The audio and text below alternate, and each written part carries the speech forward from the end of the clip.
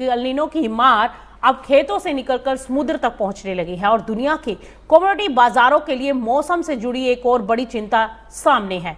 El Nino के मजबूत होने की आशंका अब सिर्फ फसलों और पाम ऑयल तक नहीं है, बल्कि इसका असर ग्लोबल ट्रेड के एक बेहद अहम रास्ते पनामा नहर पर भी पड़ सकता है।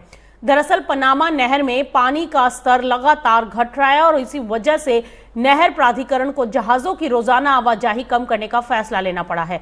15 सितंबर से रोजाना 36 की जगह सिर्फ 32 जहाजों को गुजरने की अनुमति होगी, जबकि शुरुआती प्रतिबंध 3 सितंबर से ही शुरू होने की खबर है। अब इसे कमोडिटी बाजार से जोड़कर जरा समझते हैं। पनामा नहर से दुनिया के समुद्री व्यापार का 3% से ज्यादा हिस्सा गुजरता है। यानी अगर यहां जहाजों की आवाजाही कम हुई तो इसका असर सिर्फ शिपिंग कंपनियों पर नहीं पड़ेगा, बल्कि अनाज, सोयाबीन, मक्का और दूसरे कृषि कमोडिटीज की सप्लाई पर भी पड़ेगा। और सबसे दिलचस्प बात तो ये होगी कि इस पूरे संकट की जड़ में फिर वही एल नीनो है, जिसकी चर्चा हम मौसम और कृषि बाजार में लगातार कर रहे हैं। कम बारिश से नहर का जलस्तर घटता है और नहर के लोक सिस्टम को चलाने के लिए पर्याप्त मीठा पानी उपलब्ध नहीं रहता। नतीजा, कम जहाज, कम स्लॉट और बढ़ती ट्रांजिट कॉस्ट। दरअसल पनामा नहर से गुजरने की कीमत पहले ही रिकॉर्ड स्तर पर पहुंच चुकी है। अगस्त में नीलामी वाले स्लॉट की औसत कीमत करीब $11 लाख प्रति ट्रांजिट रही। यानी अब स्थिति कुछ ऐसी बन रही है कि अगर एल नीनो बढ़ा तो बारिश घटेगी, नहर का पानी घटेगा और फिर जहाज कम होंगे और शिपिंग महंगी हो जाएगी। और अगर सूखा लंबा खींचा तो ये दबाव और बढ़ेगा।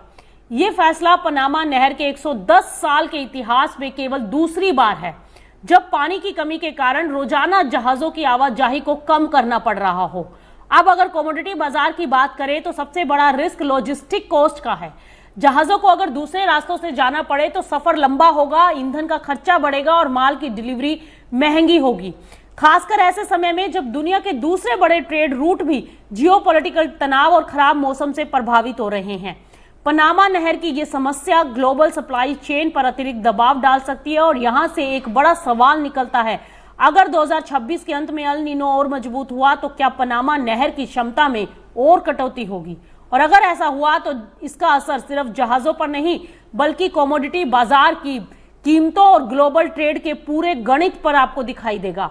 यानी एल नीनो की कहानी अब सिर्फ बारिश और फसल की नहीं है, मौसम ये तय कर रहा है कि दुनिया का माल किस रास्ते से और कितनी लागत में बाजार तक पहुंचेगा।